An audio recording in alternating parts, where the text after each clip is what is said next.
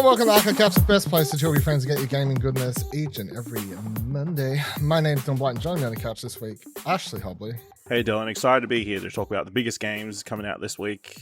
Biggest games coming out this year. Yeah, is that a prediction that something we're going to talk about this week is going to be one of the biggest games of the year? Probably, I hope so. Hopefully it can dethrone something else. Okay. Also here, Kira Marchant. Hi, I'm excited. We've now had Xbox Shadow drop something, Nintendo Shadow drop something. Next week, PlayStation Shadow dropping something. Let's fucking go, boys. What are they going to shadow drop? A giant shit. Yeah. Astrobot VR They probably won't shadow drop coming anything. day one. Astrobot VR would be pretty pog. That would be pretty hot. No, if they shadow drop, that'd be dumb. I'd be like, you should have used this to market the headset. That's fucking dumb. Like, I'm like, that's a dumb shadow drop. Sorry, but no. Well, there's a playable thing that's like to help you understand how to use it. Yeah, I mean, that would be fine. Secret reveal. I actually would, not a tangent, but I actually wouldn't be surprised if we got a small PlayStation, whatever they call their things, state of play now or this week, like as a lead up to PSVR's release. That would make sense. That would make sense. That would make sense. They usually do them I think they're going to do prior it? to a big game No. release. No, No, but it would make sense. what they're going to shadow drop is because they need a wizard game to tie in with it, an on-rails Forspoken spell slinging shooter. Is it in VR? Probably in VR, yeah. I'll play it. Yeah. I'm down. Hey, shout out to the teams over at Games Hub and Checkpoint Gaming. You know, they've had it rough the last couple of weeks, so I just want to, you're doing good work over there. Yeah. Just for no particular reason off the top of the episode. I don't like to. You can say what it is if you want. I don't want to treat it like it's fucking Voldemort. Well, the Harry Potter game obviously came out. Yeah. We've been tiptoeing around it because, we don't want to talk about it generally.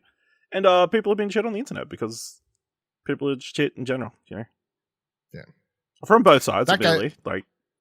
That Games Hub review, on embargo night, that was the only one I read and straight away retweeted because I was like, this is everything that I would agree with in a nutshell.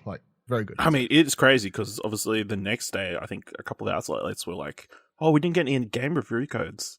It was really weird. And then here's Games Hub. Got a review code. Put out that article. Pretty boss. Boss move. Today on the show, we will not be talking about that though because fuck J.K. Rowling. And then we will be talking about Steam Next Fest games that have been playing a bunch of demos, and then everything that happened at Nintendo's big kickoff Nintendo Direct that happened earlier this week. Not really any games to talk about per se this week because really only one released. But cool. All right. So I'm going to run down. I think Ash has played some of these. I assume Kieran's played absolutely none, but that's fine. None. Your goal here is to say which ones actually sound good to you or not based on what we're telling you about. I'll be the unbiased. You can be the unbiased. I've got Steam links in the show notes and so viewers can check them out and also Kieran can look at them. But there's still time if you're listening to this at time of release. Just. I think just download them all and then, I think some of them they will turn off even if you download them. If the developers choose to, they can deactivate them, but we'll see. We'll see. Okay, so you have to tell me which ones you play as I bring them up, Ash. So first one I'll talk about, this is a random order. So Mika and the Witch's Mountain. I downloaded this one because of the art style. It's very cute, colorful art. Watch the trailer. Has these cutscenes and stuff in it that are obviously very Studio Ghibli inspired. Yeah, it looks like they've got a lawsuit coming as well. Yeah, even the storyline of the game obviously is very Ghibli inspired. But is it Kiki's delivery service? Yeah, basically, yeah. But it's not so the demo starts as you're arriving at the top of this mountain, this witch's mountain. Oh no. And you're about to begin your training or whatever, but then the witch kicks you off the cliff and you arrive at this town at the bottom. And the demo is not super long, but you do what it sort of seems like is you're not good enough to fly back up the mountain, and the test from the witch is to see if you can fly back up, then you'll get trained to be a proper witch or whatever. So to do that, you're going to get better brooms and get better at your flying or whatever else, and you're going to do that by doing jobs for the people around town by delivering their packages for them and stuff. So you can jump on your broom and you can fly it around. It's just very like wholesome sort of simple stuff. But that style's fun. I could definitely I liked it. Definitely. I don't know like if it would hold my attention for 20 hours, but as like a short thing, which I'm hopeful it is, definitely a very cute, fun like 15-minute demo that I played that I'd be keen to check out more of. They had a Kickstarter that like sort of tied into this demo dropping and whatever else, and that thing's well past it's what they asked for, so worked out well for them. This does not have a release date really. It just says its planned release is 2023. The Kickstarter page says like estimates October, so we'll see. Next one I played was Hello Goodboy. So A, because of the name, and B, because it's literally I watched the trailer and I was like, this is a game where you walk around with a little cute dog. Show me more. I was sort of disappointed with this one. I found the gameplay to be very like I was struggling to pay it. Like it just took a very long time to get going. There's so much like just like text to click through at the start and stuff like that. So I don't know. Like I don't want to like completely write it off because I like the whole idea, but like I should be reading the scriptures these. I'll start this one. So this is a wholesome non-linear adventure game where a lost soul and his dog set out on an otherworldly trek through the afterlife, pass into the world beyond, commit acts of kindness for other souls, and mend mistakes from the forgotten past life, all with a very good boy by your side. So yeah, the dog talks to you in this for some reason. I don't know. Because he's a good boy. Because he's a good boy. You can pet the dog any and all points. So, 10 out of 10, I guess, for that fact. But yeah, it just took forever to get going is my sort of problem. I was really struggling to sort of, I was like, come on, like, I just want to start doing stuff. Like, just clicking through all this text. But yeah. Then I got God of Rock. So God of Rock description says, the God of Rock has gathered the universe's greatest musicians to clash for musical supremacy, battle to the beat by hitting notes in rhythm, and unleash harmonic attacks against opponents in this competitive rhythm fighting game hybrid. So yeah, it's a fighting game like Street Fighter, Tekken, whatever, but it is a rhythm game at the same time. So you pick a character like you do in a normal fighting game screen. There's like a campaign mode like normal fighting games where you'll verse different opponents and fight 10 or whatever, and then you can play online and verse people locally or whatever else. But they're fighting on screen, and they fight while you do moves. With you've got down the bottom of the screen, you've got like a 4-button input thing for the rhythm of the song and whatever else, and you can press another button to activate like special attacks and stuff like that. But yeah, so while you're like playing to the music, the two characters above are just fighting on like a fighting game. Not for me. I wasn't loving it, even as someone who likes rhythm games. Like just was leaning a bit more towards the fighting game aspect and stuff, which is fine. But I could definitely see this having a play base. I could see this getting a play base for sure. Cool idea, I think. And the characters were all very different and stood out and like got their own personalities and stuff. So yeah, I feel like this will do well. It's apparently coming out 18th April 2023. Next one is Driftwood. So this is a game in which you're a sloth on a longboard and you're skating, man. So the synopsis is a game about downhill longboarding and a sloth named Eddie. Ride as fast as you can and watch out that you don't fly out on a curve. So this is a downhill. You're just a sloth, man. You're skating. You gotta go fast. You gotta do what you gotta do. I had fun with this. It's ridiculous. The fact that it's a sloth, I don't know. It tickled my funny bone. That you get like points obviously as you race down the hill. You get like close to vehicles and stuff like that. You get more points. You can you press forward to go faster, lean back. You can like press L2, R2 sort of things to put your hand down and like skid around corners and stuff like that. I'm not sure what else will be in the full game, if there's going to be different modes or whatever else, but I could definitely see this tickling my funny bone for a few hours more than what I already got out of the demo. I don't know if it would last longer than that, but for a couple hours, that's all you need sometimes. Like a couple hours. I was going to say, that's all you need. Sometimes have a bunch of different levels, and you're all set. Yeah. It reminds me very much of, was it Happy Wheels? like I don't know, it just has that same kind of vibe of just a fun but potentially challenging and like there's scoreboards to break. Oh, it actually got hard when I was trying to actually get good scores. Like to do it properly, it can get quite tricky. So What happens when you get hit by a car? It does the whole like screen goes black, your character like ragdolls and flies up into the air, and then you can restart from either the start level or just like the class checkpoint you hit. Is it funny? It's kind of funny. When until you try and actually do it, until you're trying to do it, until you're trying to do it properly, and then you're like, fuck, just fuck, exactly. Next one I played was Mail Time.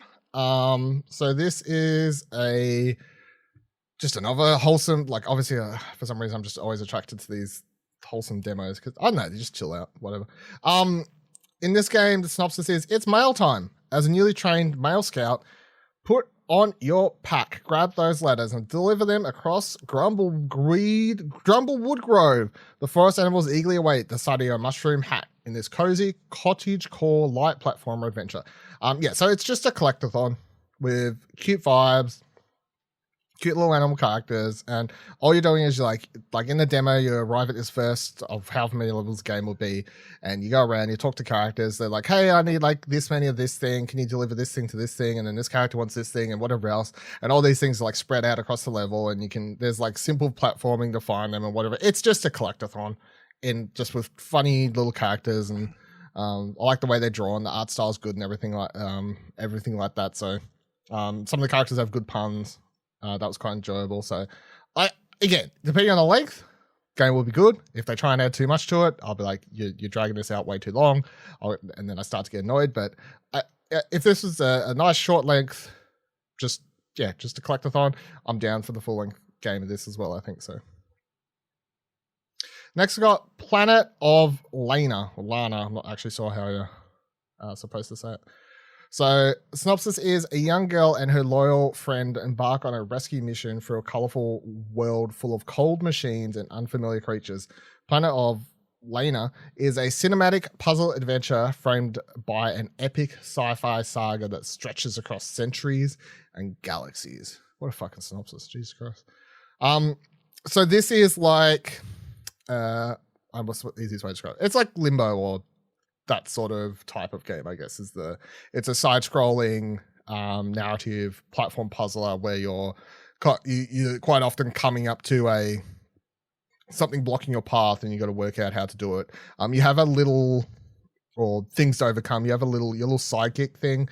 You can, for example, at the start of the demo, it's as simple as, like you stand on this thing and the gate opens, you have to tell it to stop there, and then you go under and pull something back, and like a box or that sort of very simple stuff, and then you can tell it to come over, and you're just sort of working together with this thing. But the world's really interesting. It's a beautifully like just everything in the background of the game, and I don't know, we call it like it's I think it's like two planes of art over top of each other, whatever the word for that is again, I forgot. But it's just, very beautiful art, lots of great creature designs and stuff like that. There's a bunch of stuff in the trailer, if you check out the trailer, that's not seen in the demo, just of these machines and stuff that are in this game, and big weird looking creatures and stuff that are very interesting as well. So this is definitely one of the demos I feel like most people would have been checking out, I feel, from the Next Fest, because I know it's a game that a lot of people have been looking forward to since the trailer dropped last year or whatever it was. So I know I've seen the image of like the two characters and the stuff falling in the sky and everything. I think I've seen that. I feel like it was at one of the major things last year or something like that. I can't remember, but then what have we got? Voidtrain. So I know this was one that was getting tweeted about a lot. I saw a lot of people talking about this one. Yeah. Not my cup of tea. But I can. In fact, I sort of dropped out before demo even finished because I wasn't clicking for it. I can definitely see it. Maybe in a full version it would get me more. But synopsis is: become a crew member of an interdimensional express train. Discover a new world full of mysterious creatures, enemies, and places. Upgrade and customize your train. Gather new materials and build better weapons. Play solo or online co-op with up to 4 people. So, setup for this one is you're a engineer. You like come across this cabin at the start of the demo. There's like a voice narrating you too, but that's the whole thing. Then you accidentally set off this interdimensional portal. It sucks you into the void. And then you've got this train, and you're tethered to the train, and you can so you can jump off, and you won't like fall or anything like that. You can only go so far, but what you're trying to collect from around you at the start of the demo is like wood and scrap metal and stuff that's just sort of floating in the void. And you begin to buy like a bench where you can build upgrades, research things, like melt down objects, and it's like Raft. yeah, but like on a train. On a train. Yeah. On a space train. Yeah. On a space train, yeah. Yeah, space train. But then I never actually watched the trailer prior to playing it. I just downloaded it. But it reached a point in there once you get further in, and they're like, "Oh, here's a gun now." I'm like, "Oh, okay." I thought this was just like sort of a chill, just build a train game. But yeah. So as you get through, there are like guns and stuff like that, and I guess the whole idea is maybe eventually, because it's like early access. I don't know if you'd be like you can. I don't know if they're playing a PvP mode or like on top of the co-op stuff, but I don't know, you can go around with your train or whatever. But yeah, I mean, it's got co-op and combat and stuff, so I don't know, it was definitely one of the most tweeted about games, I feel, from the Steam Next Fest, though, the one I saw most people talking about on my Twitter feed at least. So then I got Horde Hunters. So I saw someone, I can't remember who, or I saw an article, I can't remember who, but I saw someone at some stage say Horde Hunters is Vampire Survivors, but like the new version, or like slightly different, but obviously inspired by Vampire Hunters. Survivors, sorry. I was like, cool, go try that. And that's exactly what it is, but with some slight changes. So this description reads, Horde Hunters is a challenging horde survival roguelite that plays like a twin-stick shooter. Explore procedurally generated maps to collect resources and use weapons, abilities, and items to slay thousands of monsters all in about 15 minutes. So it works the same as Vampire Survivors, where your character auto-attacks for you consistently, you buy upgrades, you unlock new weapons, all that sort of stuff. So the further you play through, the more hectic shit that's happening on screen. However, there are a few like key differences. There's like a map system for a start. They have like little mini side objectives activate during the levels that you can try and race towards to get better rewards. There is buildings you can stop at and buy things that spawn throughout the map. So it's just Vampire Survivors, but with stuff added on. And I feel like for some people that's going to be really great. For other people, they're like, no, you've sort of ruined the simplicity of Vampire Survivors and why people really like that game. So I don't know. I liked it. I don't know. I definitely can't say I can say it's better or worse or whatever based on my short time playing it. But I definitely feel like once people click onto this, everyone who really loves Vampire Survivors is probably going to at least try this out at once. So I don't know if you heard this one, Ash, but surely you'd be interested. No, yeah, I just hit download. So see, there you go. There you go. I mean, aiming, what a concept. Yes, you can aim. Yeah. Yeah. Mm. Yeah. So I was about to say, if you haven't heard of this, I was expecting you to download it. So yeah, that makes sense. And it's out very soon. It goes into early access on the 17th of February. So it's cool. Bleak Sword DX. So this is I think it was an Apple Arcade game that's now coming to PC. So discover and destroy increasingly horrifying creatures across an oppressive lo-fi world wielding fierce weaponry and powerful magic in this pocket-sized action adventure. Published by Devolver Digital. So this, you can tell like the mobile roots to it, but I think it's like it's fun still on the. I never played it on mobile, but I think it works perfectly fine playing on your PC or console, wherever it comes out. But you lo-fi is correct, like all the characters, worlds, and everything, and then even the levels themselves are sort of these floating little obstacles or floating landscapes, I guess, in the middle of your screen. And you enter a dungeon, and it's like 1-1, and then you go to 1-2, 1-3, etc., etc., etc., and you just spawn in. You have to battle a couple enemies, and then you go to the next level and stuff like that. It's very simple. You've got attack, you got like a strong attack, you've got a block. I don't know if you unlock more as you go along. I presume you would, but. And then once you get to like 110 or whatever it is, you'll do a boss battle. You can only hold 2 items at once. So I guess like a lot of the strategy then comes in as like, say at the end of the level, it drops a health potion. You can take that because you think you may need to use it, but then you may also have a health potion and the enemy drops like an amulet. and like that gives you like +5 armor. So but you only have 2 spots of either consumables or equipping items. So yeah, I don't know. As I said, I never played the mobile version, but yeah, it's I liked what I played. I thought it was good. Then we got Townseek. So this is the upcoming from publisher Super Rare Originals. They announced it and sort of were like, hey, here's the demo at the same time. But synopsis is: embark on a journey across the world of Explorer and discover the lost legacy of Sir Reginald Shuckingston. Discover exotic landmarks, trade with faraway towns, fish, mine, and farm as you complete your journal and make a name for yourself. So, very colorful world. Very cartoon, comic book-like, I guess, design of the landscapes and everything.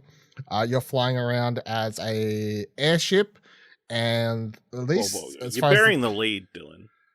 Okay, you're a shark. You're a shark in a world in which sharks have developed technology to live above the ocean. Yeah, it's a good point. Yeah, and now they've got airships. Yeah. Whoa. It's a good point. Sharks now travel via the sky. Yeah. The world's fucked. It's Jaws in the sky. The world's just screwed. Yeah, well, the character's speaking to you at the start of the game. They're not Jaws. You can't comment on Jaws. You've never seen Jaws still.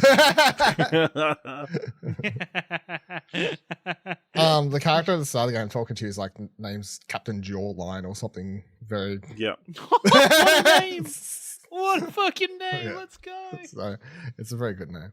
But yeah, you're sort of just like trading between all these different places. So and everywhere's sort of run by different animals. You know, there'll be like a bunny place and a cat place and whatever else. And then you get very simple. I don't know if there's more to the gameplay. I don't really know if there needs to be because it just seems very chill if that's what it is, which is that you're simply going around. They'll be like, hey, we want this stuff. And you get some missions and whatever else. And then you sort of just got to find a town that has the item that this town wants. And I assume as the game gets long, it becomes more complicated where it's like, well, this town wants this thing. This town has that thing, but they also want this thing, but that town will give you that thing if this town gets this thing. And, you know, eventually you're doing this like big line of trading items and whatever else to get stuff. You played this one, I believe. Yeah, I mean, I only played it for a little while, but yeah, you could get the gist of it. It's a trading game where you're doing different missions and that kind of stuff and kind of exploring the world. And yeah, it looks beautiful. Very interesting world. Great. I feel like that's the major draw. So yeah, I'm keen to check it out when it eventually releases. Yeah, they just say 2023 at the moment, so next one is Mineko's Night Market. So again, just art style, character designs are all fantastic. This one, I swear I watched a trailer for this like 2 years ago. It's been a while, but anyway, you play as Mineko, who's like sort of arrived at this new village, and she gets gifted this like crafting bench at the start of the game by someone, and she like begins learning how to make certain flower design, like flower wreath things, whatever you want to call those.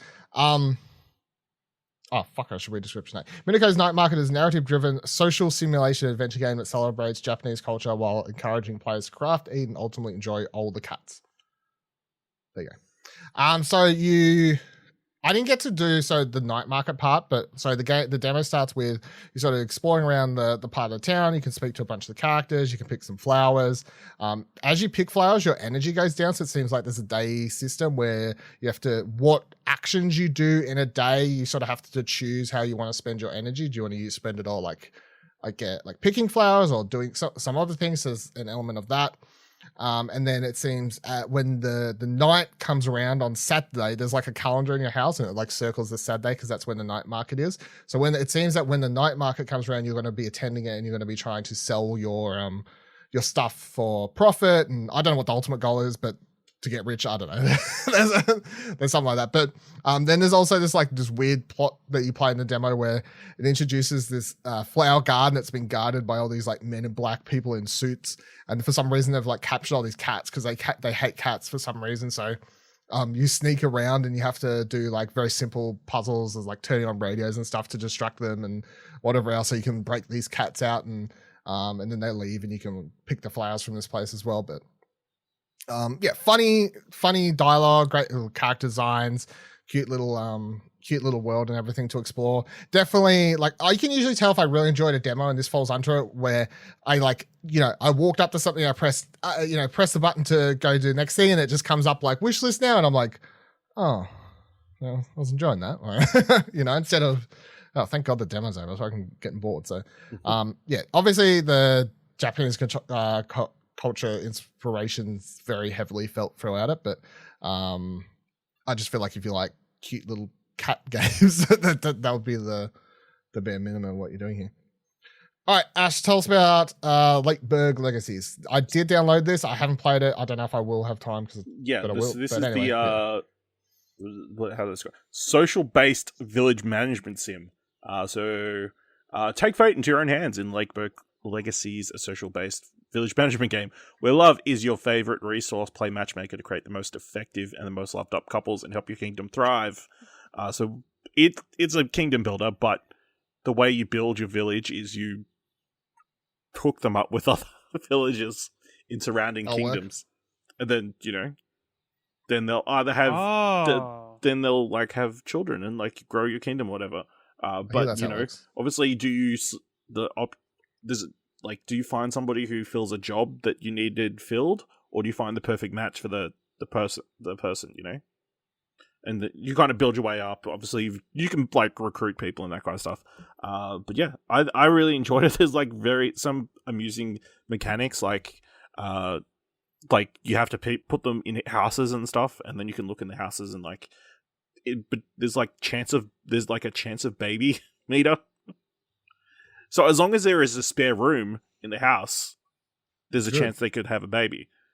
So as soon as the chance meter went up to like 15%, I'll just add an extra room to the house, and then whoa, there'd be babies. And then they were like, "Man, we've got this whole extra room in our house. God, what are we gonna fill it with? Let's have another kids."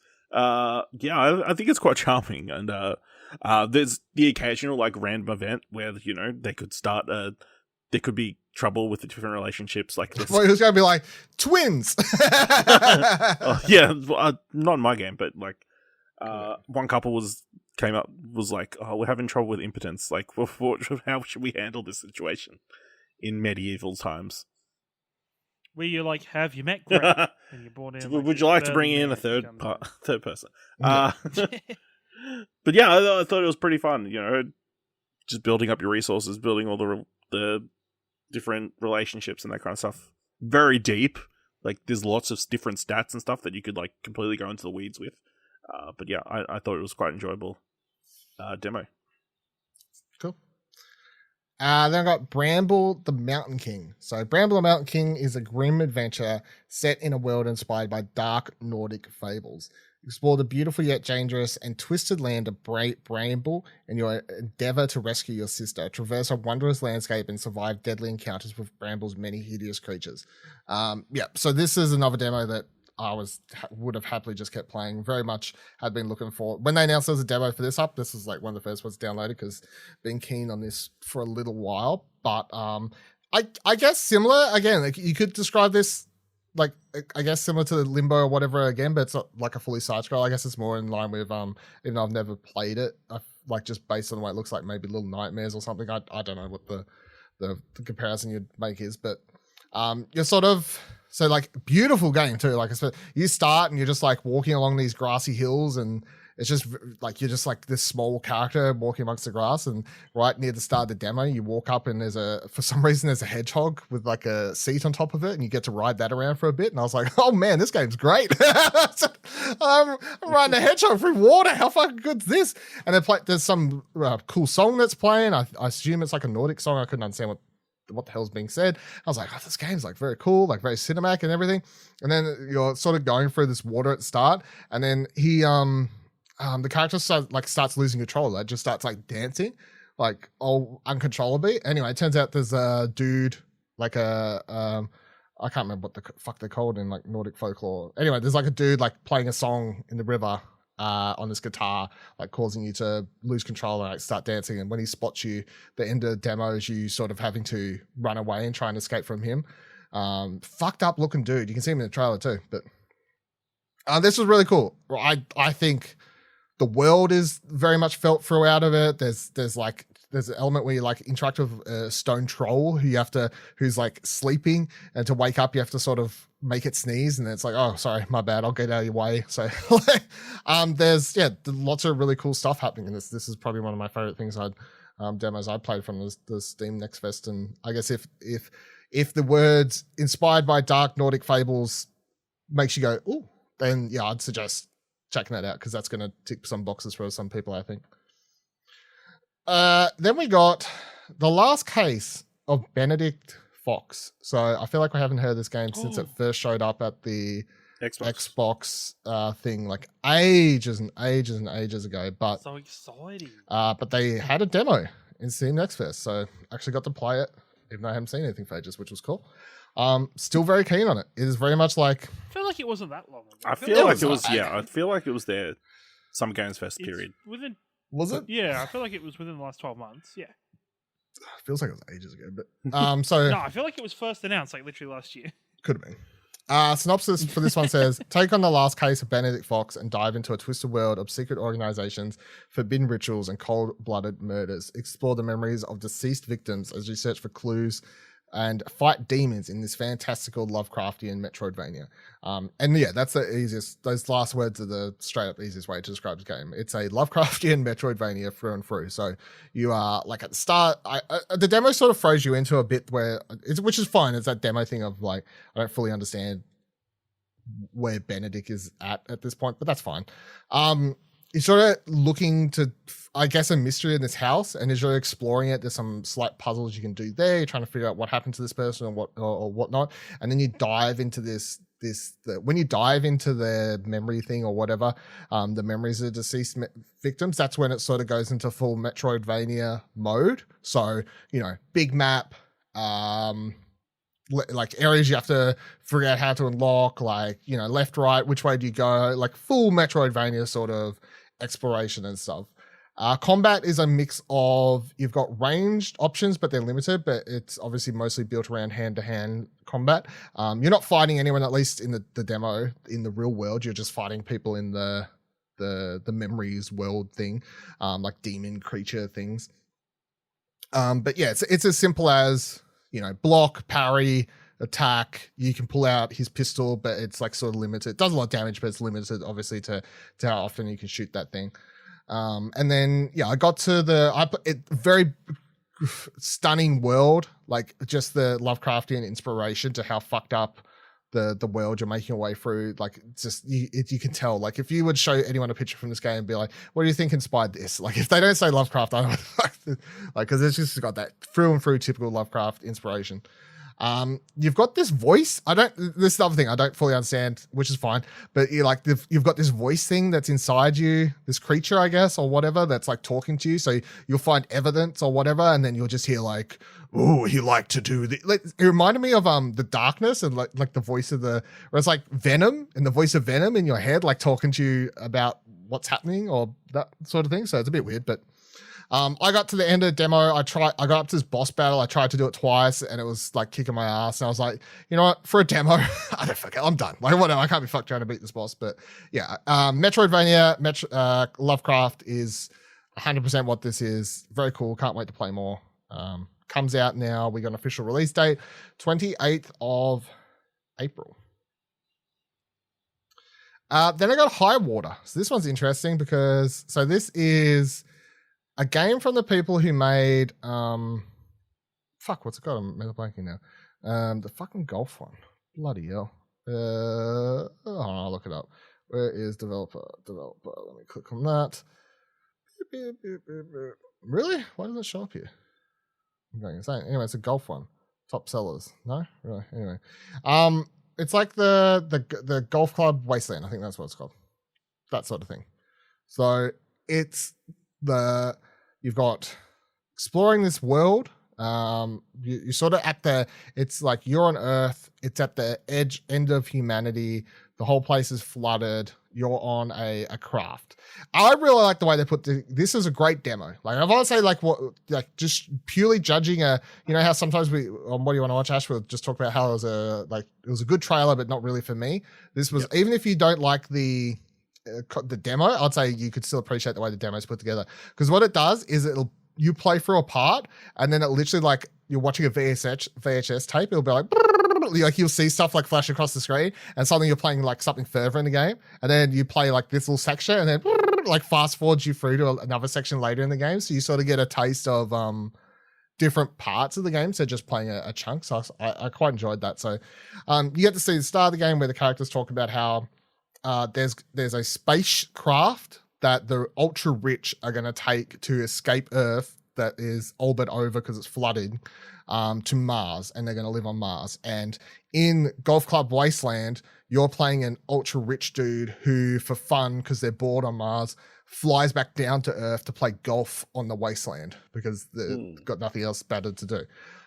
So you've had these elements where you're sort of like driving this little boat around, talking to people at the start, and then because I didn't really know fucking nothing about this game. I knew like it got announced, but I couldn't remember this part. But it's actually a turn-based strategy game, like, which sort of happened. I was like, what? Okay, sure. I didn't expect that. But yeah, like fully grid-based.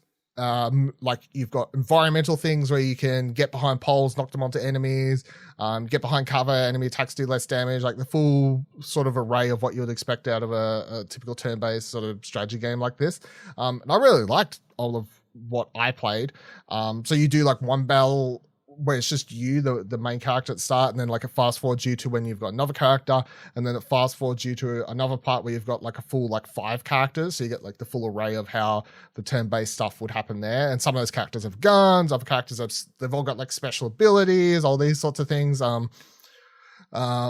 Really cool. I think it's the art's nice. It's got the same thing that Golf Club Wasteland does, where there's like a weird radio station with music that's playing at times. All the battle stuff, the combat stuff seemed really like I really like when turn-based strategy stuff like that's done really well. So I feel like maybe this one might be one for you to check out as well, Ash, to be honest. Yeah, I know you like that stuff sometimes. Downloaded that one just then. Yeah. Yeah, so I'd suggest that as well.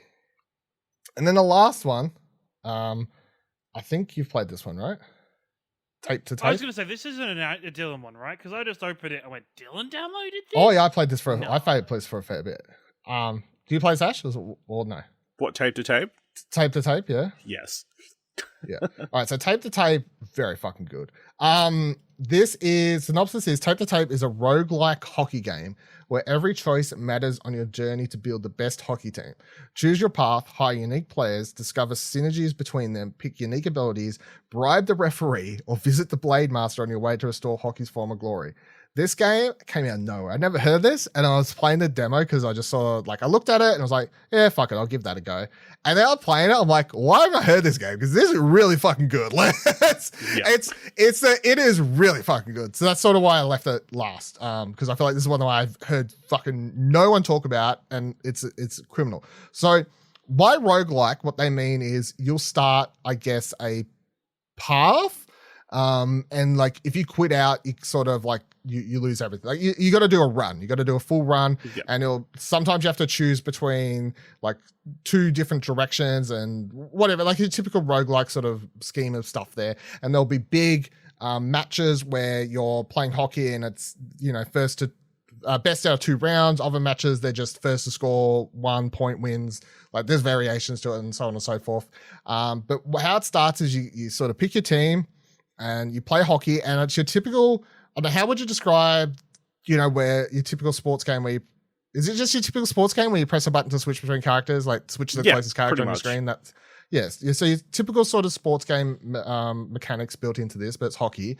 But they have wild and wacky special abilities. Like one of them that I assume you would have got the same, or maybe it's randomized, I don't know. But my guys had this thing where they could just throw the fucking hockey stick just straight at a player in front of them, knock them the fuck out. Get that. Which is wild.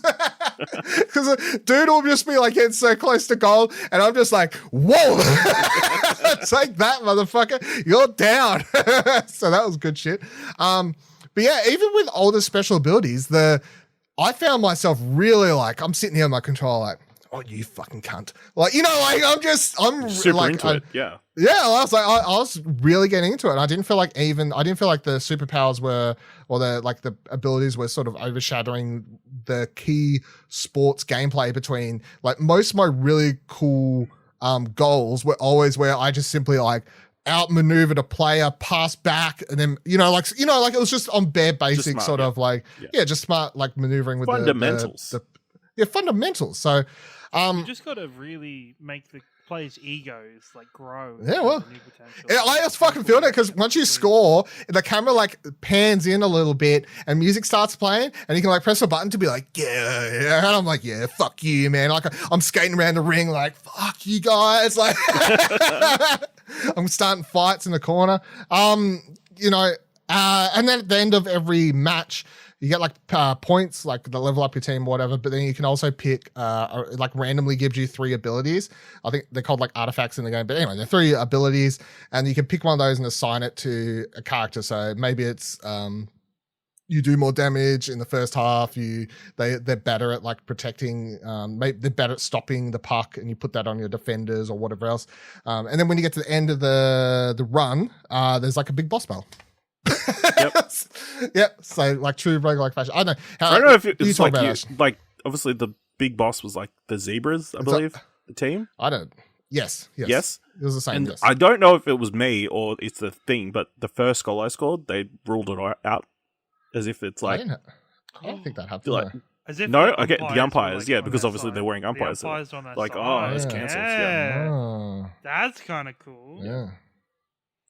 But yeah, this is super fun. I mean, even if it was just the basic arcadey hockey game, that would be super enjoyable. Yeah. But then you add all the roguelike elements to it, and like building up this team, I assume you'll be able to do over several runs and like get.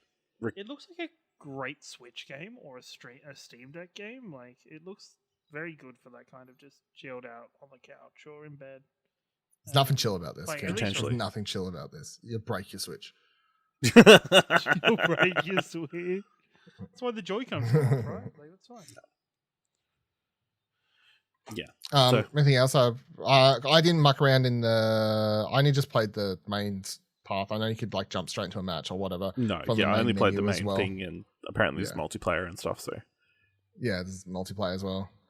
No, it's really good. So I don't know where this game sort of came from, but yeah, if you like sports games and you like roguelikes, this is the best combination. It's like the best combination of some of your favorite things, Ash, I feel. So. Yeah, it's kind of crazy. I remember seeing a trailer for this at some point when I was looking for something else. Happened across it. So yeah, I was anticipating the demo coming out. So yeah, I'm really happy. It's really good. So pretty keen. Yeah. No, it's really good. Yeah, I was like every time my goalie would miss a shot, I'd be like, you fucking piece of shit. Like, get good, mate. No. It was great. I recruited like the really fast player. Even if I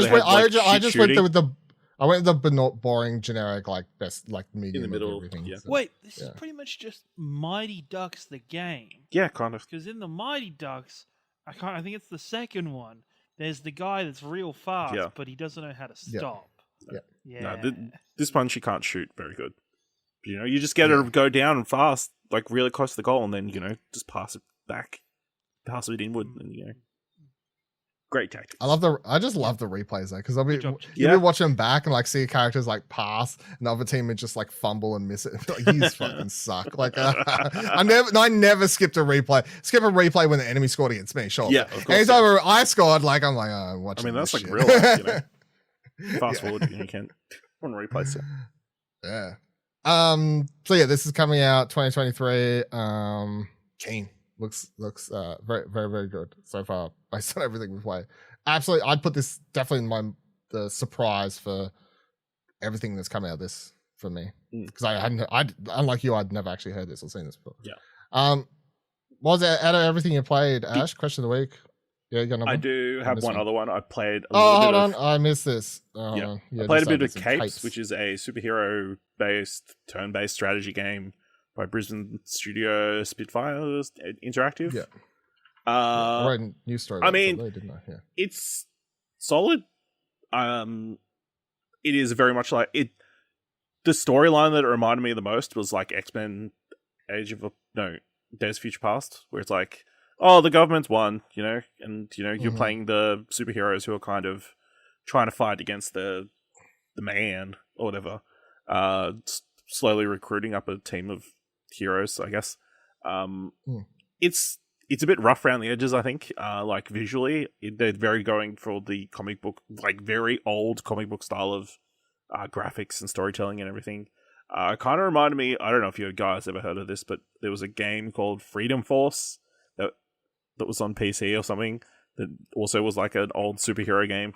It kind of reminded me of that. But I think it looks interesting enough. From the snippet I played, I'd be willing to give it a little bit more time in the future. But yeah, I thought that was one worth shouting out as well, seeing as it's an Australian team as well.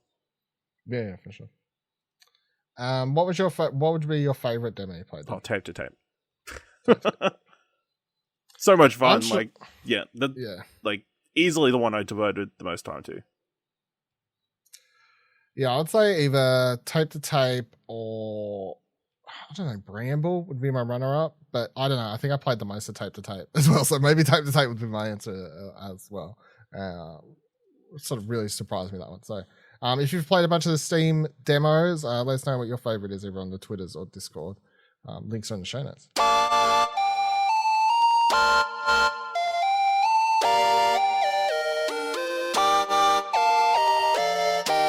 All right, let's go over the Nintendo Direct that happened this week. All the news, all the fun things, get everyone's thoughts. But first up, before we do our usual thing of trailer by trailer, Kieran, overall, what do you think of Nintendo's first showing up? Yay or nay? Can I? I feel like it's good. I feel like there was a lot of stuffing. Like I feel like there was a lot of games. There was a lot of contractually obligated. Yeah, like I just feel like there was a lot of stuff in there. And also just one minor nitpick that I don't love about Nintendo, and I guess they do it for all their directs. I really hate that they have the splash card before the game trailer starts. Like in terms of the one that really annoyed me or got me was the Metroid one. Like was before Metroid, it popping up on the screen being like Metroid Prime Remastered or whatever, and I was like, just let it run. Like just don't just show the trailer and let people be hyped. Like it robs all of, even with the Breath of the Tears of the Kingdom trailer at the end. It's like just let it run and allow they people did. They to said have that. We've got one more segment. Yeah, they did. Yeah. But I guess I wonder who it could be. Metroid, I'm just like, just. I get it. You had the hype moment of, hey, we're shadow dropping this, but let it be a complete experience of a fun moment of just, hey, we're rolling with it. This is this is the fun bit, and it's just it's a little disappointing. It just makes it feel a little bit more, I don't want to say clinical, but just very structured. And I guess that's just the Japanese culture and the Japanese way. But overall, it's good. It has some good stuff in there. I just feel like it was very weighed down by a lot of C or D tier type of games for me personally. Ash? Yeah, on our usual system, I'd probably give it 1 up, 1 down. I thought it was solid. A lot of solidly paced, very long. There were some good surprises though, and that kind of stuff. So, double thumbs up for me. Bangers. Absolute bangers all around. I feel like it comes down to a personal taste thing, obviously, for these sorts of things, but there's just a lot of shit. There's a lot of shit in here that I was like, yeah, fucking boy. Yeah, let's go. So, sort of depends on how much of these you're going to play and whatever else, but I thought it was a really great director. And even taking my own personal opinions out of it, I feel like if Nintendo's your main platform, this shit surely is firing off on all cylinders for the hardcore Switch fans out there. I really would love to hear if that's not the case. All right, so let's go through what they had. Of course, we'll just stop talking about the stuff us here can talk about or care about the stuff, and as always, that none of us really play or care about. No offense to Xenoblade Chronicles 3, but so Pikmin 4. So first, like sort of deep dive gameplay that we've had for Pikmin 4. I thought this. I've never played a Pikmin game, right? So this is going to be my. I've always been curious about. Yes, me too. And this is definitely going to be my first Pikmin game. I think this looks awesome, very cute. I love the like puzzle designs and everything that typical Pikmin's. Like I know what Pikmin's gameplay is. I've just never played by myself. But I love the new perspective. I love this little dog creature thing that's helping you out, and I don't know, like taking across water and just being chill with all the little Pikmin and helping them out and stuff like that. Charging through. Yeah, just fucking helping out the team. You know what? Squad. What a good boy. So yeah, I think this looked really cool. What do you think, Kieran? Are you keen to try your first Pikmin in? I'm keen, as the same as you. I've always been curious about Pikmin games. So to see this one be potentially, accessible for me is really quite cool. I laughed at the end where it had like that teaser of like the creature, like the alien with like the red eyes coming. I was like, man, is every Nintendo game going to have a blood moon now in it or something? Yep. But no, other than that, I'm just. It looks good. It looks like more Pikmin, but it looks like it's definitely at least been brought into the current modern generation of gaming, which I think maybe previous Pikmin have maybe felt a little bit to be lacking in bits and pieces. Pikmin for you, Ash? Or? Not really. Okay. Yeah, that's fair. Then we got so Xenoblade Chronicles 3 expansion pass, cool for Xenoblade Chronicles fans. And they had Sama de Amigo Party Central. This is we shake your Joy-Con controllers like the what they call maracas. I don't know, it looks ridiculous, but also I kind of want to try it. I like rhythm games, so I don't know if I will because I don't know if I can be bothered buying it and trying it. But I don't know, rhythm games. Why are fun. not? Yeah. I could get down with this. I feel like I could. You could realize you had a second life. Maybe maracas. Yeah, maybe. I'll put my feelers out for a review code under. Then we got Fashion Dreamer.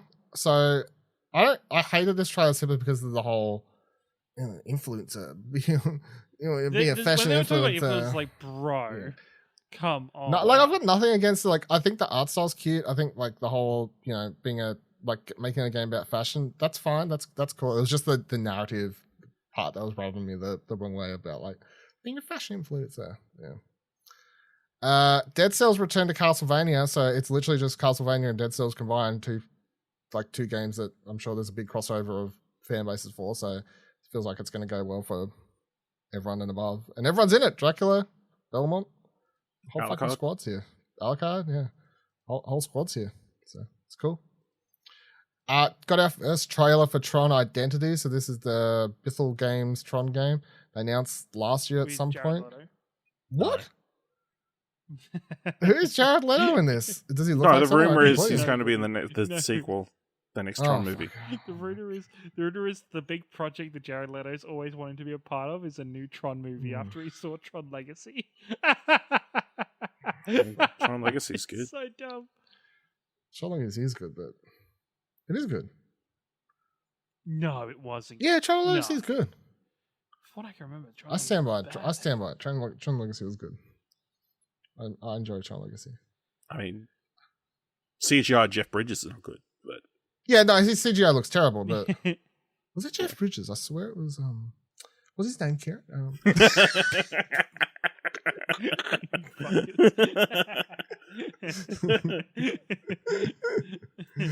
But this game looked cool. So obviously it's sort of in this narrative adventure style that Bithell Games has been getting into a lot lately, I guess. But yeah, I'm neither like excited or not about it. I like the Tron world. I feel like I want to play this. I don't know what do you think, Ash?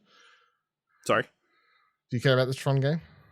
I think I'd be willing to give it a go just because Tron's a pretty solid franchise, and the Bithell game, like you really like that John Wick game that they did. So yeah, I did. I think looks interesting enough. Give it a chance. Yeah. Then we got Ghost Trick Phantom Detective. It's like a side-scrolling adventure game that looks like it was made from the 90s, but yeah, I got nothing for that one, to be completely honest. Cool. Then we got Deca Police. So it's like a third-person fighting game. I was trying to think of what it reminded me of, but I don't know. I mean, any third-person fighting game, action adventure game, I guess. But anime inspired. But then you also like got Ace Detective type case stuff happening. Look kind of cool to me. I like detective anime fighting action adventure games. I can get down to this. I think this. Yeah, no. There's a lot of detective games in this. Yeah, and one of them I'm really like, fucking keen like for, and we'll get to later. But yeah. Yeah, no, there's like 4 of them. But this one, I think I remember seeing this a while ago now, and yeah, no, it looks cool. Yeah, it's from level 5. So. Level 5, so yeah. It's got a precedence. It's got a track record that makes it backing. Coming out this year, so. Then we got Bayonetta Origins, Cereza, and the Lost Demon. Cool trailer. I think this game is funny because I feel like a lot of people could be watching this going, like, getting into this, but never cared about the other games because this just sort of has a different, like, obviously it's a completely different game style, completely different art style. Like, it doesn't, nothing like the other Bayonettas. It just makes me wonder if a bunch of people are going to try this out who have never actually played the Bayonettas, which is fine. Like, it's just interesting. Yeah. But introducing a bunch of kids to this and then and don't want to play the first. Don't want to play the actual Bayonetta games, maybe. I don't know. But yeah, this looks really cool. I'm surprised it's coming out so fast, and this has just happened in the background. But yeah, I really like the way this looks. But I was surprised by the game mechanics of it. Yeah, what they're using Cherie. Yeah, and you not being able she's to a kid. attack or anything because she's a kid. Yeah, kids fight in lots of games. Yeah, I guess. But Bayonetta was kids are constantly in danger and having to use violence. Well, I get if you've played Bayonetta, like there's nothing shocking about this. Like it's known that like in the game, whenever they have flashbacks, like Bayonetta / Cereza when she was this age she wasn't like she was a kid. She was like makes sense. That's coming out March 17th. Then we got Splatoon 3 expansion pass was announced. So Wave 1 Incopolis returns. So the location from the first game, you'll be able to go back to that. I'm going to add in a bunch of new events and whatever else, and it's redone. And then the Wave 2 is going to be called Side Order, which was teased at the very end of this. It looks like it's a single player stuff, or at least that's what it looked like to me. But you know what it reminded me of? What? What's the Mickey Mouse games? Do you know the black and white ones? Yeah. Yeah. Those ones, yeah. It did kind of look like that, yeah. Yeah, I'm like, I'm betting you have to paint the entire world or something. You know? The first one did so well, and then the second one bombed, is all I remember. Because the second one had the bunny in it. I can't remember the bunny's name. But yes. Yeah, the bunny fucked it up for everyone. That's why it was never a thing. No. Maybe. Yeah. Talking about Mickey Mouse though. So we got a trailer for Disney Illusion Island. Wow. So this looks really, really cool. Obviously platforming game, Disney. This is one of the ones they announced at Disney Game Showcase or whatever late last year. But yeah, you can play local co-op. You can hug one another to share health and help each other out. How cool is that? That's really wholesome. But art style is really awesome. Characters, all that sort of stuff. I'm keen for this. I don't know. Does anyone else care about this? No? Come on. I mean, it looks cool. I wish it was on another platform. I think it is. It's on everything, isn't Switch. It? Fucking hell. Wouldn't surprise me if it comes to stuff Oh yeah, probably later. But yeah. Fire Emblem's Engage got an expansion pass. They talked about 6 new characters coming to the game. Cool for fans of that. I've been finding really hard FOMO to play Fire Emblem Engage. Why? Or to go back and play Three Houses. I don't know why. I've just had this thing of just kind of wanting to jump into them. And yeah, it's a whole thing, and I've resisted the urge of very much about. I think you've just got too much FOMO. Yeah, you need to see a doctor. You just have to wait out a week, and then you'll find something. You got an imbalance of FOMO. Imbalance of FOMO. I see people enjoying themselves, and I want to enjoy myself too. You have an enlarged gallbladder that causes too much FOMO. Yeah, too much FOMO. Oh, I thought that was just a cyst. Then we had Harmony: The Fall of Reverie announced. So this is the new game from Dotenod. Very cool art style. I don't really know how you even really explain that. I don't know. It looks like a cartoon show is what it looks like. I don't know. But the game's story is sort of confusing, but that's fine. So you like a character in a real world, and then you like cross over into this place. We've got the power of clairvoyance for a start, so that's cool to have. Because don't not love doing powers. And then there's another world where you cross over and you can meet all the aspirations, and you have to decide which ones to help or not, which will affect the real world, and the world may or may not end because of what you do. It looks fucking confusing, but it's don't nod.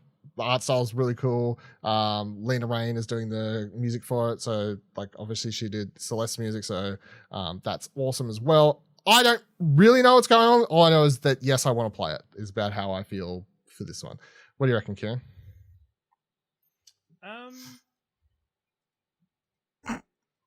Yeah, cool. It looks good. I don't know. It looks very different though. Like I don't know. It looks. It feels like it's such a big move. Like it's still seeing with what Don't Not do, but at the same time stepping away from that. And it almost, I don't know why it gives me either Oxenfree vibes or like the Artful Escape for some random reason. Like maybe it's just the art style, Maybe. and just the kind of the more fantastical nature of it. But I'll be giving it a try. I don't know if I'll be giving it a try on Switch or just waiting for it to come to the other I'm console. pretty sure it's I on think everything it's at the same coming time. to Yeah.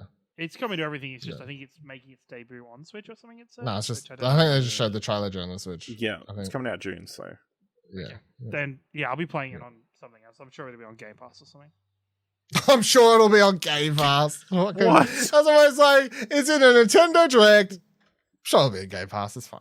I'm sure it'll Definitely. be. It'll be on Game Pass. Day one, Microsoft it'll be on will Game work Pass. their way Yeah. in there. It's fine. Next thing we had was Octopath Traveler 2, so there's demo out now if you want to play it. Of course, like they do for these RPGs all the time now, your demo progress will carry over to the full game. So if you want to check it out, you can play through the first hour of Octopath Traveler 2. It is out February 24th. Then we got Katamari. Sorry, we love Katamari Reroll Plus Royal Reverie. Fucking what a name. Anyway, it's Katamari. It's now on your Switch. If you love Katamari, you can now play it on your Switch. There's something in this that's something original, a character or something. Otherwise, it's Katamari on your Switch. Comes out June 2nd. Then we got So you drink every time, Dylan. You fucking die. Then we got, I can't remember who fucking tweeted it. Maybe it was Vooks, like actual Vooks himself. But I saw someone tweet when this came up the exact same thought I had, which was Golden Sun. Like, because that's a fucking franchise that I've been waiting to have a return for years. Like, I was such a big like part of my childhood playing the Golden Sun games on Game Boy. But anyway, it's not Golden Sun. It's a new thing called Sea of Stars. Very much looks like Golden Sun, but a JRPG, very cool sort of pixel art style, retro inspired music and everything like that. There's going to be a free demo out. I've downloaded it. I haven't had a chance to play it yet because I've been playing too many fucking Steam Next Fest demos and stuff. But out of all the RPG stuff that was in this particular direct, this is the one that tickles my fancy the most. So I don't know if you cared about this at all, anyone else, but no, it looks really good. And other key point, it's a prequel to The Messenger. yeah, sorry, that is the other thing. I keep forgetting because I've never played The Messenger, but that's true. It is a prequel to The Messenger. Which was obviously a side-scrolling, like... Yes, so it's nothing action at all like, which is why I always forget. Metroidvania, yeah, so... Yes, sorry. But Sea of Stars looks really cool. I don't know. I've never played The Messenger. I don't really care about The Messenger. I'm sure I'd like it maybe, but I've no plans to play it, but this thing looks cool nonetheless. Yeah, this looks like old-school turn-based JRPG. Yeah. Good shit. Then we had a Mega Striker. So this is it's air hockey, but you're like playing as actual characters, I guess is the easiest way to describe it. It's free to play. It's coming soon. I'll try it. It's free to play. Why not? You have characters that got special abilities. RIP Knockout City. So then we got what? I don't know. I'm just saying any game that shows up in the Nintendo Direct that's free to play turns out to be good. Usually just RIP Knockout City. Atrian Odyssey Origins Collection is a collection of 3 dungeon crawlers. You can also buy this separate. I don't know anything about these games. I googled them. People said they got really high review scores and stuff, so I'm sure people care. I personally don't know anything though, so it's hard for me to have anything to say. Advance Wars 1+2 Reboot Camp. They have a new release date. So April 21st is when Russia will be over and Ukraine will finally win the war, because that's when they're going to release the game, because they delayed this game originally because of the war in Ukraine. So that must be a sign. So, I mean, all jokes aside, the game is releasing April 21st, not April 1st. It's not a joke. It's April 21st. Kirby's Return to Dreamland Deluxe. So the trailer mostly focused on a new epilogue that'll be available after you beat this game's story mode. In this, you'll play as a new character, or maybe not a new character, maybe it's a character that's in the game. I don't know. I haven't played it before. Anyway, the character's named Maglaw, and in the epilogue, they'll start with no powers at all, and then you'll be able to play through the game, and you'll slowly get more powers back, and their abilities return, and so on and so forth. Kind of cool. I still want to play this. As I said last time, I think we discussed it, because I never played it. It was on Wii U. That's just a sentence in general. So yeah, I'm keen to try it out. But then they went through a bunch of Switch Online stuff, and here was some of the big hits for a lot of people, obviously, I think. So Game Boy, just Game Boy games are now available to everyone. To sort of you got access to that. You can do that. You just need just download that with the online if you've got Nintendo Online. The launch library games were Tetris, Super Mario Land 2, 6 Golden Coins Edition or whatever, Legend of Zelda Link's Awakening DX, Gargoyles Quest, Game & Watch Gallery 3, Alien in the Dark, The New Nightmare, Metroid 2 Return of Samus, Wario Land 3 Kirby's Dream Land. And then they also announced that you'll have the ability to play locally online with a bunch of these, of course, like you can with Nintendo 64 and other stuff. And you'll have the option to switch between Game Boy Pocket, and Game Boy Color filters. And then if you have Nintendo or Switch Online Plus Expansion Plus, and you're subscribed to that, you get access to Game Boy Advance games. And the launch library of those were Super Mario Advance 4, Super Mario Bros. 3, WarioWare Inc. Mega Micro Game, Kuririn, Mario Kart Super Circuit, Mario and Luigi Superstar Starga, and The Legend of Zelda The Minish Cap, also known as the best Zelda game. All of those are out now. I downloaded the had to go through a little bit of everything. I was playing. Shout out to Jamie, who saw me, friend of the show, listener to the show, who saw that I was online, just invited me to play some Mario Kart. So I played a couple tournaments of Mario Kart the other night. Did he kick your ass like usual? No, I mean he won, but like I came in second, and there was a few races where it was only by second. Like I was definitely a lot better at the Game Boy version of Mario Kart than I'm never playing him in Mario Kart 64. Like never. I fucking never played that game as a kid. I don't know how anyone plays it. I'm never playing Mario Kart 64 ever again. It was disgusting. I'm pretty sure he overlapped me at some point. It was it was terrible. Anyway. No, Ash, I don't think you ever owned a Game Boy, right? I don't know if you have any. I owned a Game Boy. Did you? Okay. A Game Boy Pocket. Okay. Yeah, I mean, it's cool that these games are being added. Finally, we can play Tetris the way it was intended in that grayscale. Yeah. Just in time for the movie that's going to come out later this year. Yeah, I mean, it bunch of cool games. Obviously, the Metroid tie-in, Kirby tie-in, smart, like giving people a little bit of taste of stuff that's going to come later. So, yeah, I think it obviously something that's been long rumored, and like definitely continues to make expansion pass and just Nintendo Online a worthwhile investment. More worthwhile with the library, yeah. And a lot of the games that they're going to be adding, Golden Sun. The other two Zelda games, and Pokemon Trading Card, the game, the original game, which I played a lot of as a kid. So fuck yes. Will they send me the card that came with the game when I brought it as a kid? We shall see. Do you reckon they'll ever add Pokemon Red and Blue? That would. I mean, I don't know. That's hard to say for sure. I feel like I don't know. I don't want to say. I don't know. That's a hard one. That's a very hard one. I feel so. They'll be like, "Fuck it. Here's yellow." The only version you really have. No, we can't pick. You only get one. You just get yellow, and then you only get crystal. We're just putting on the third version. We're just putting on the best version of every game. Maybe. Karen, do you have any nostalgia or anything for Game Boy or Game Boy Advance? I played a lot of I guess, random shit on Game Boy and Game Boy Advance when I was growing up. Lots of your traditional Pokemon, but I always remember just having a whole bunch of like movie tie-in games and just like random bits and pieces that was just, whatever was given. Like I remember a Monsters Inc. game. I can remember like Shrek games and stuff like that. Like I guess because of the platform was so easy to make games for, they just had it. So I think I spent more time on the Advance and the original Game Boy Color than I ever did with the Nintendo DS. There's that meme that pops up every now and then of trying to play it in the car and trying to use the street lights because the original kind of Game Boys weren't backlit. It brings back a lot of those memories and the good ones. But I can never say I never played those games for the story or to win grace. It was just kind of passing the time and the gameplay while traveling. Yeah, out of all these ones, I need like the only ones I've never played Metroid 2. I'm never going to finish it, but I wouldn't mind like just starting and having a little bit of a dabble around. Wouldn't mind having a little bit of a dabble around in Kirby's Dream Land. I wouldn't mind having a little dabble around in Wario Land 3 either. All those selections there.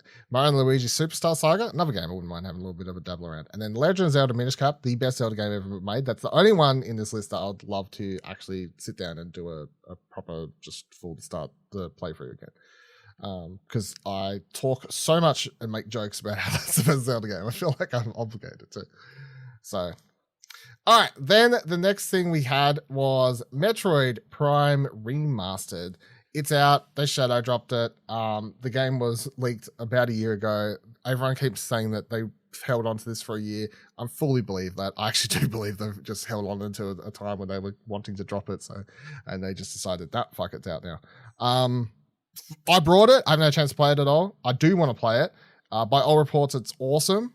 I haven't seen anyone say anything bad about it, other than the fact that they got rid of the credits for the original people who worked on the game from the credit sequence. So that's naughty. Tut Nintendo. Patch that in and fix that. Otherwise, really cool. I don't know if anyone else wants or cares about Metroid Prime Remastered. I've always wanted to play Metroid Prime. I can remember playing it on a friend's GameCube a couple times, but I have not purchased it yet, and I don't think I will. I'm not sure unless people start talking about it because I've overflown with FOMO apparently.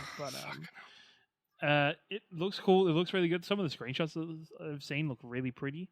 So yeah, it's a great thing to shadow drop or to remaster. I think it's a great moment, I guess, in this Nintendo showcase was this release and the trailer overall.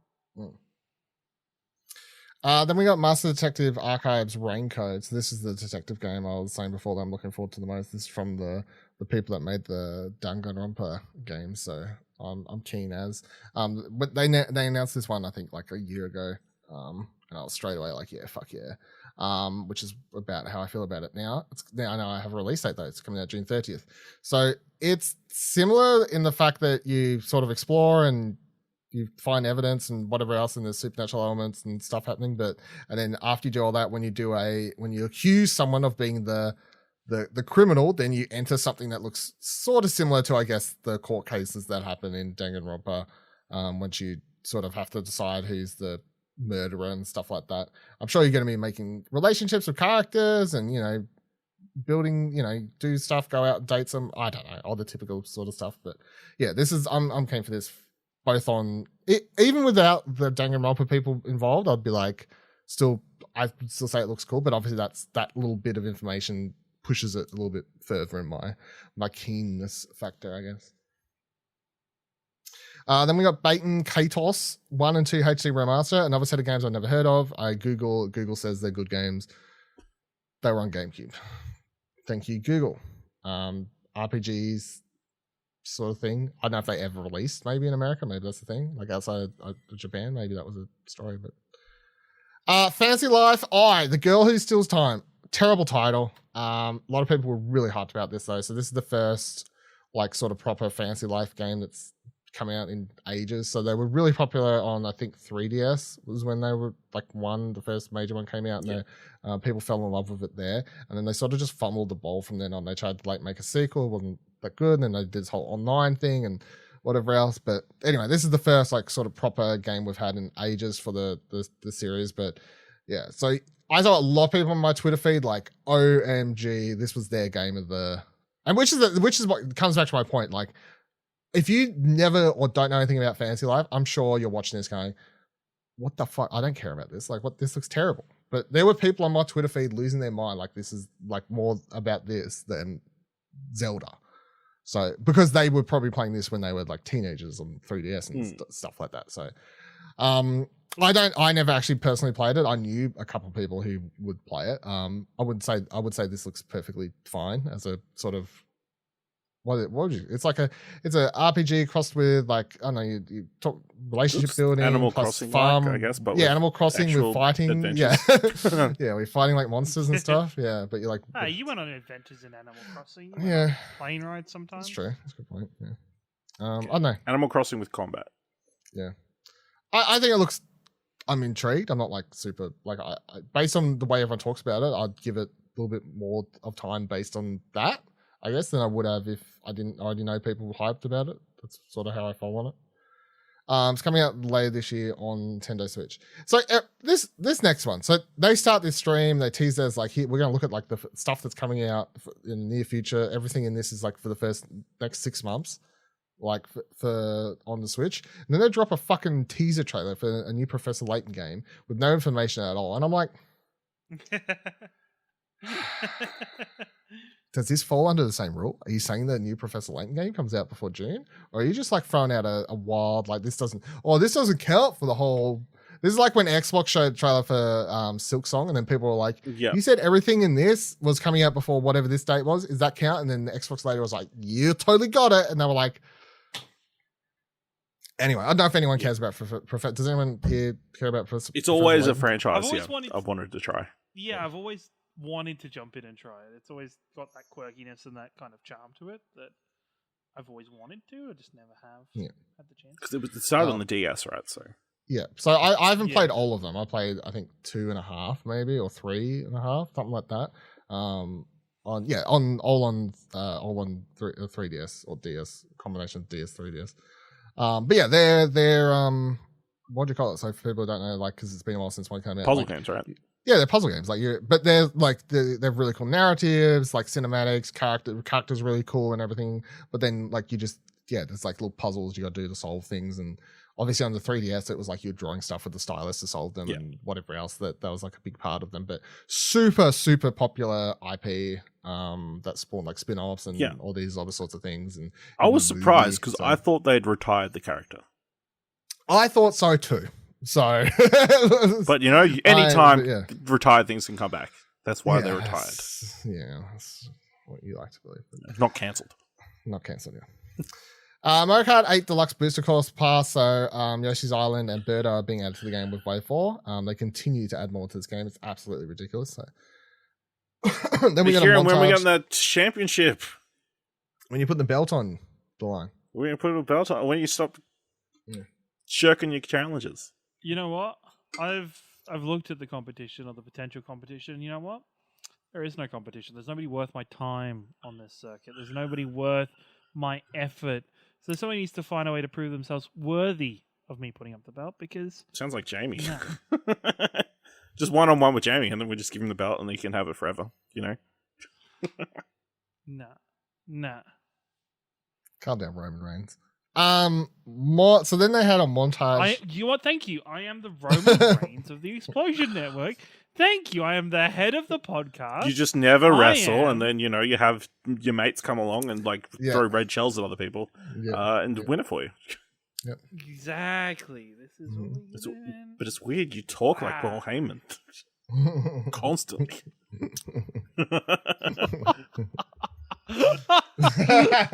Oh shit! Oh wow! Took that as a negative when Paul Heyman's one of the best speakers in the entire wrestling industry. He is, but his character is a slimy scumbag. Mere coincidence. Then we had a montage, so Minecraft Legends, Blank, which is out soon. Mega Man, Battle Network, Legacy Collection, Have a Nice Day, WBSCE, Baseball, Power Pros. Brought that, haven't played it. I only brought People it are enjoying that, and it's like super cheap. It's $1.49, and everyone thought it was a mistake. That is legit, just the price. So, yeah. You can't really beat that. Disney Dreamlight Valley and then Tales of Symphonia, Are they trophies? Symphonia Remastered. It's a Switch game. I don't fucking Oh, know. okay. No, sorry. Yeah. Wrong podcast.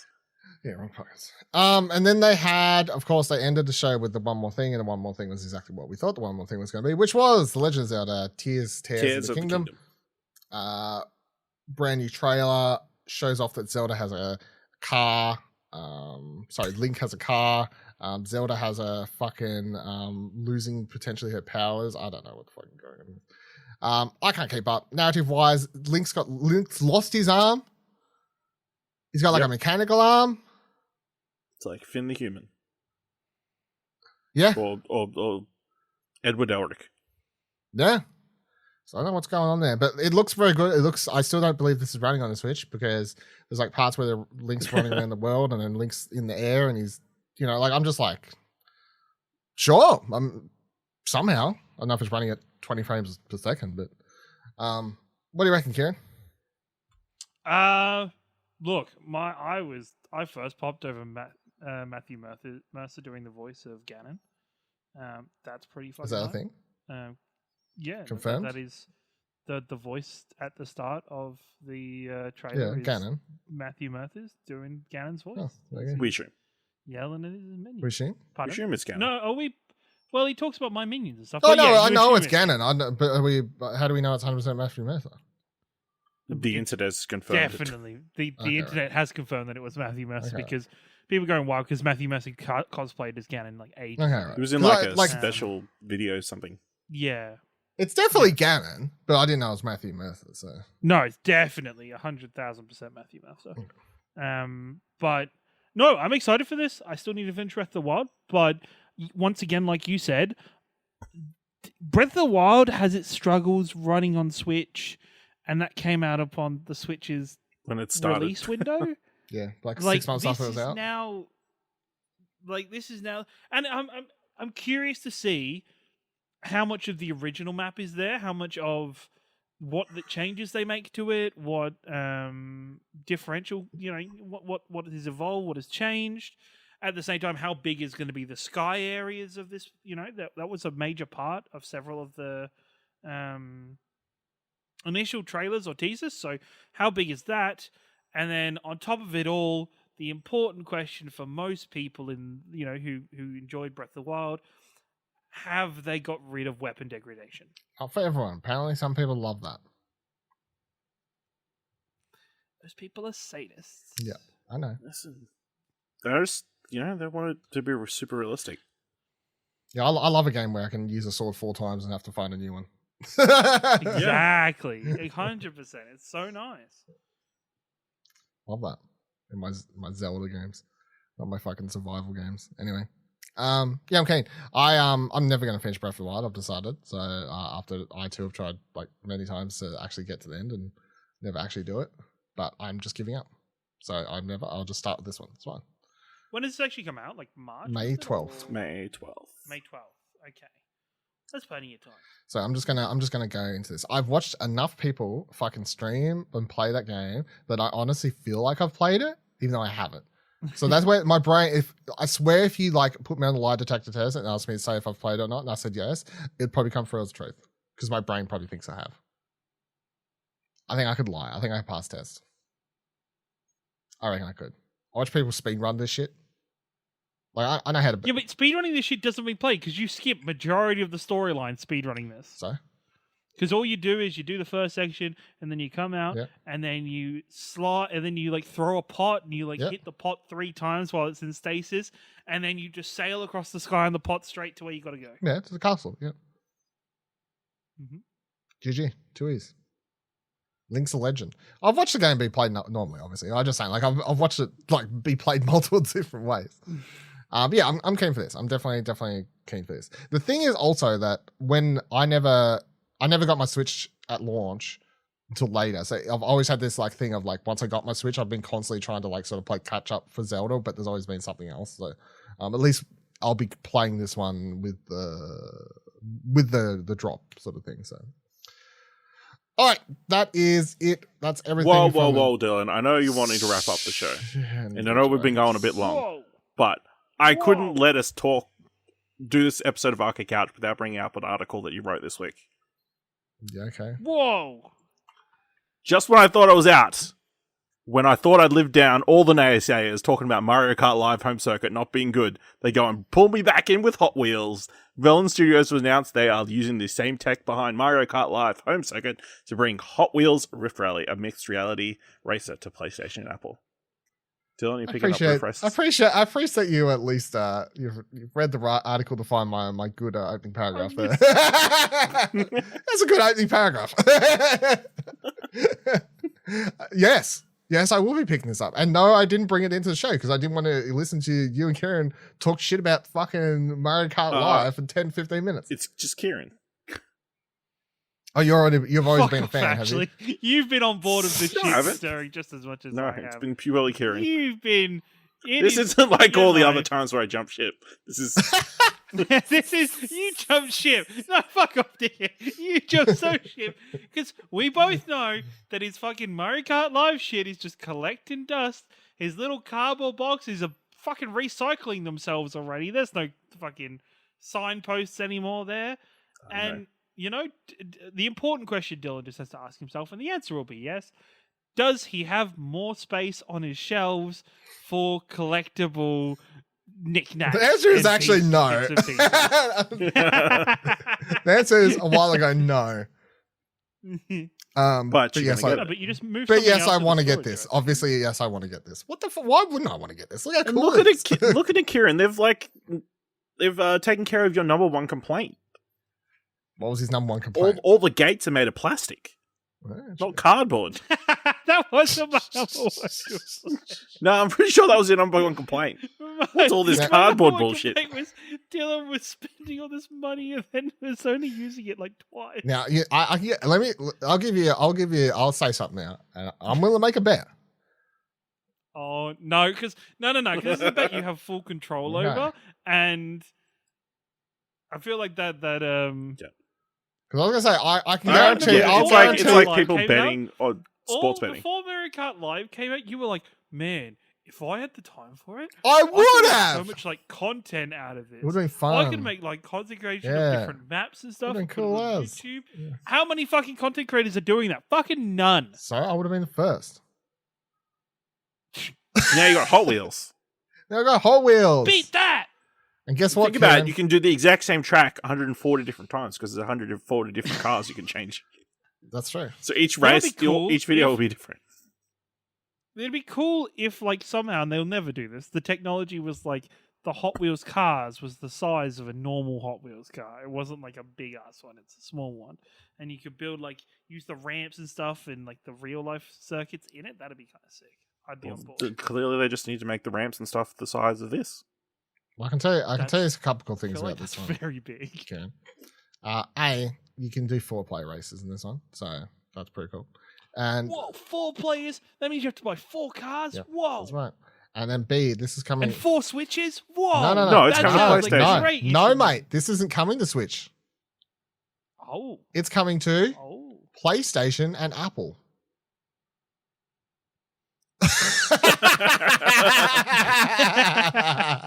Yeah. Guess who's getting the Hot Wheels Rift Rally Platinum? This motherfucker. I mean, coming to Apple is actually very smart. I mean, it is actually. I think it's mobile. Yeah. You know what I will say? Could would be the cool. Play it if anywhere. It works with PSVR. Literally. I would say that's pretty pog. If it worked with PSVR, I'd be like, okay. I mean, technically anything works with PSVR, so. Yeah. It's playing in big screen mode. So no, it's interesting mixed PlayStation Apple, but yeah. Anyway, is it anything else to say? Or you good? Good. No, I think this was a good detour. Yeah. Good detail. It was Very a good. great detour. All right, let us know your thoughts on everything mentioned in the show, be it Hot Wheels or anything in Nintendo Direct, or of course, question show, which was what was your favorite demo from the Steam Next Fest, if you've played any. Do that by Discord or Twitter, explosionnetwork.com/Twitter, explosionnetwork.com/Discord. If you like this episode and thought it was worth $1, head on over to our Ko-fi page, explosionnetwork.com/support to buy us a coffee, help keep the lights, minds, and sites of explosionnetwork.com running. And see you here next time, same couch. Goodbye.